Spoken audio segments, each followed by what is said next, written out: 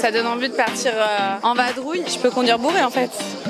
Ah non. Sans tout ce qui nous nourrit, notre terre-mère, on ne peut pas arriver à survivre. Vincent, est-ce que tu peux appeler les secours s'il te plaît? Il n'y a aucun doute, les Scop et les SIC sont les entreprises de demain. À l'occasion des 85 ans de l'Union régionale des sociétés coopératives, on vous emmène à The Camp, près d'Aix-en-Provence, à la découverte de ce modèle participatif d'avenir. Venez avec nous pour découvrir quelques exemples.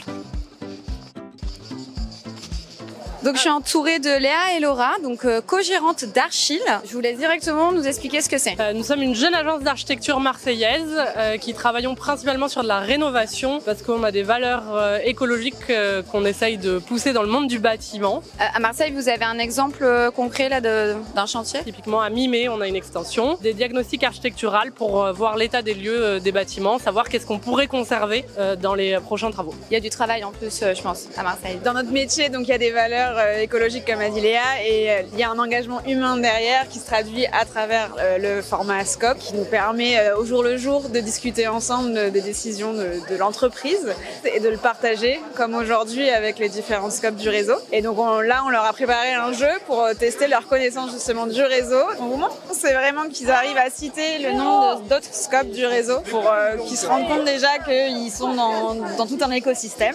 On les invite à poser leur bâtiment, leur Scop dans le village coopératif. On pourra bientôt, nous aussi, Bleu Tomate, poser notre petit bloc car on passe en SIC prochainement. Félicitations. Allons le faire. J'en prends une moyenne. Je pose la représentation de notre passage en SIC. J'écris Bleu Tomate. Ça va tenir. Parfait. Et donc là, c'est là le village? C'est là le village. Mais super, mais bon après-midi. Et puis à bientôt. Merci beaucoup. Est-ce que vous pouvez nous présenter brièvement ce que c'est l'URSCOP? Oui, je suis moi président de l'Union régionale des Scop et SIC, c'est important aussi de retenir ça, de Provence-Alpes-Côte d'Azur et Corse. Au niveau du conseil d'administration, on a réussi déjà à la parité. Nous sommes 22, il y a 11 hommes et 11 femmes, dont à l'intérieur 2 salariés aussi qui sont administrateurs. C'est important. Il y a un directeur et après une arborescence surtout d'experts comptables, de spécialistes pour accompagner justement nos Scop et nos SIC dans le développement, dans la création, dans la transmission, dans la reprise à la barre. Et on travaille sur ce sujet-là depuis 85 ans maintenant. Il y a de nouvelles Scop, il y a de nouvelles SIC, on voit de nouveaux créateurs qui ont ce désir de trouver du sens à leur emploi. En Scop, on a en fait un associé salarié, il n'y a rien de mieux de se lever tous les matins pour sa propre boîte. C'est ce qu'on appelle nous la citoyenneté économique. On vote aussi pour les orientations, pour la stratégie, les partages des richesses, la répartition des partages, parce que quand on paie des bénéfices, on les redispatche.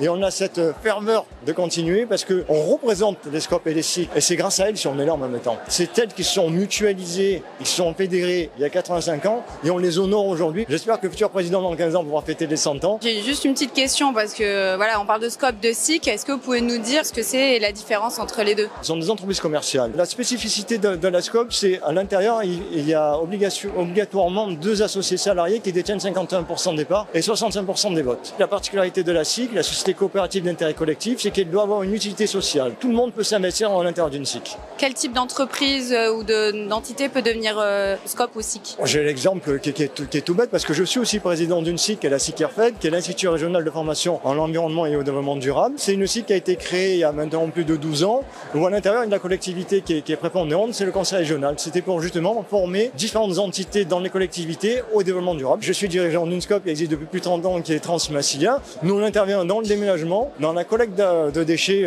les 5 plus petites entreprises, et aussi les biodéchets, et on crée des jardins. Sans vivant, sans tout ce qui nous nourrit, notre terre-mère, on ne peut pas arriver à survivre. Merci beaucoup. Alors qu'est-ce qui se passe ici? Je vois des personnes pas trop en bonne santé là. Oui, il va falloir les réanimer, il va falloir se dépêcher. Je suis Coralie de la Scop PECO Formation Conseil à Gemnos. Moi je suis formatrice sauveteur secouriste du travail pour que monsieur, madame, tout le monde puisse apprendre facilement à utiliser un défibrillateur et faire un massage cardiaque. Démonstration? Donc avant toute chose, il faut savoir si notre victime est consciente et on va essayer de la faire réagir. Alors bon, il n'a pas de bras, mais est-ce qu'il peut me serrer les mains? Brad, est-ce que tu m'entends? On peut faire du bruit pour voir s'il y a une réaction, pincer au niveau des épaules, et s'il ne réagit pas, c'est qu'il est inconscient. Donc à ce moment-là, il faut vérifier s'il respire. Quand une personne est inconsciente, le muscle de la langue se relâche en arrière de la gorge, ça obstrue les voies respiratoires, ça empêche l'air de passer. Donc je fais une bascule de la tête et j'écoute en ouvrant sa bouche s'il respire. En même temps, je peux regarder le mouvement de sa poitrine et écouter sa respiration pendant 10 secondes.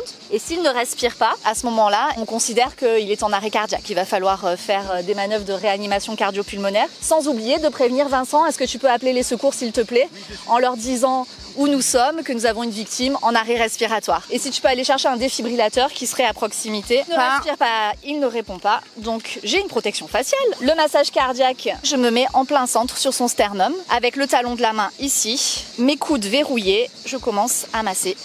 Et pendant 30 compressions, c'est assez rythmé. Alors vous connaissez la chanson Stay in Alive, ça a été très médiatisé, voilà. On dit qu'il faut faire une centaine de compressions par minute. Et 2, et 3, jusqu'à 30, suivi de 2 insufflations, en basculant la tête, sinon la langue obstrue. On vérifie à chaque fois si on n'entend pas un souffle ou quelque chose. Quand on lui donne de l'air, en tout cas, on vérifie si ça ressort bien. On maintient la circulation et met de l'oxygène au niveau du cerveau. Et quand le défibrillateur arrive, il envoie un choc électrique qui va arrêter le cœur et non pas le faire redémarrer. La machine va vous dire qu'il va falloir envoyer un choc uniquement si elle détecte que le cœur fibrille. Analyse du rythme cardiaque en cours. Tout le monde peut s'en servir, il vous dit tout ce qu'il faut faire. Restez à l'écart du patient. Choc délivré.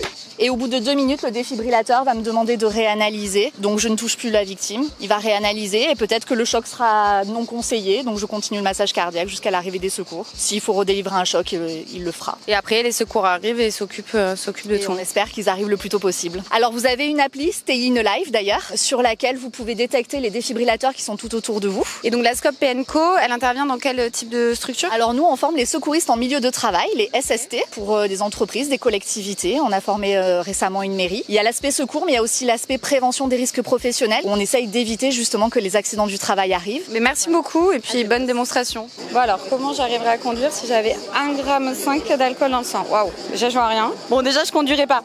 Ça va? Je peux conduire bourré en fait. Ah non, on fait la course bourrée, moi je suis juste en infraction et lui il est en délit. Je suis prêt. Allez, super, merci, on y va. Go!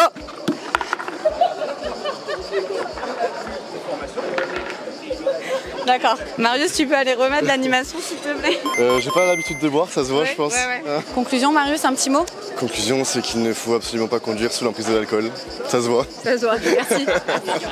Est-ce que vous pouvez présenter votre scope, s'il vous plaît? C'est DriveScope, auto-école DriveScope. Je suis Richard Gérancer, je suis le gérant et salarié de cette auto-école. C'est une auto-école qui a été créée le 26 mai 2014. On fait de la formation traditionnelle, on fait du code en salle, du code en distanciel, en français, en anglais, en arabe et en italien. Et vous faites aussi de la sensibilisation au risque routier, au travers de stages de prévention des risques dans les entreprises, puisqu'on est aussi organisme de formation certifié Calliope. Dans nos stages, on fait les lunettes d'alcoolémie, les tâches aveugles, stages d'éco-conduite, etc. Ces lunettes pédagogiques permettent de se rendre compte dans l'état où on pourrait être si on buvait. Au bout du 2e verre, le discernement est bafoué. Donc ça permet de se rendre compte, de dire j'ai bu que 4 ou 5 verres.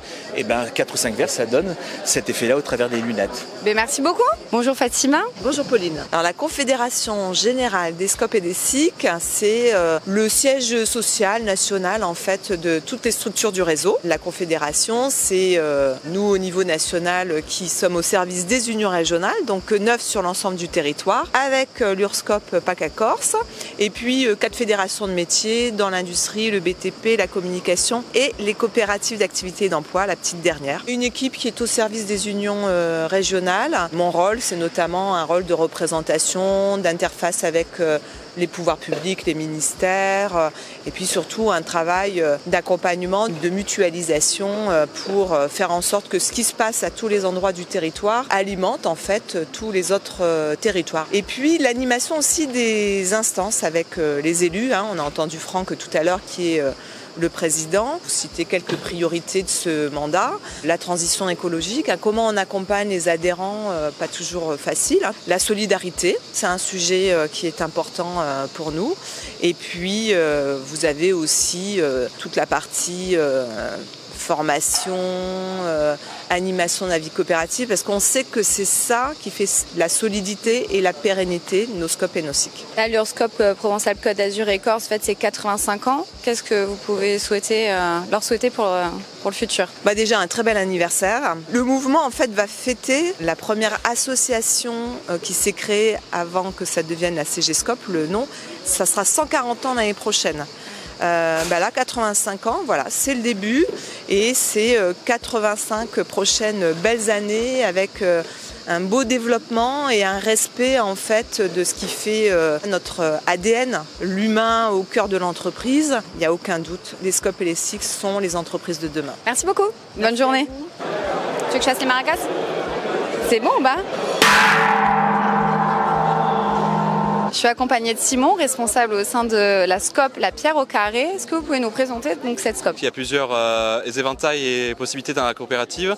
C'est qu'on a 4 pôles, excusez-moi, sur le bâti ancien, la restauration, l'éco-construction et la conservation-restauration d'objets d'art. On est une quinzaine d'entreprises, salariés et associés. Sur les différentes parties qu'on vient intervenir, on va répondre autant dans un musée pour restaurer une sculpture. On va travailler sur une maison neuve pour bâtir en pierre, donc en pierre massive. Ce sont des gros éléments en pierre qu'on va assembler. On travaille aussi sur l'écologie, donc sur les matériaux chauds, terre, les isolants écologiques qu'on vient mettre en œuvre et conseiller les clients. Et donc pour parler de votre SCOP, vous nous avez amené des petits blocs de pierre pour nous parler donc de niches, je crois. La particularité dans le métier de taille de pierre, c'est qu'on vient assembler différents éléments ensemble. C'est pas un seul bloc, c'est différents éléments. Donc on a besoin de tracer, de géométrie, ce qu'on appelle la stéréotomie. Donc de pouvoir assembler plusieurs blocs ensemble et de pouvoir poser dessus des dessins, donc des panneaux. Et du coup on va pouvoir les assembler et créer une forme ici là. Donc comme j'expliquais, c'est une niche. Donc on va assembler ces différents éléments. C'est lourd.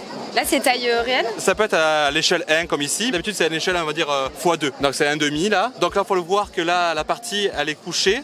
Donc la partie devant est ici là, pour voir ça un peu plus en détail, donc il faut les lever. Et la partie circulaire qu'on voit ici descend, donc des jambages, il y a des pieds de chaque côté. Et du coup à l'intérieur on met souvent une sculpture, donc ça s'appelle une niche, un renfoncement, on va y mettre un objet représentatif d'une vierge ou d'un autre élément. Mais merci beaucoup. De rien. Bonne démonstration à l'ensemble des SIC et des SCOP.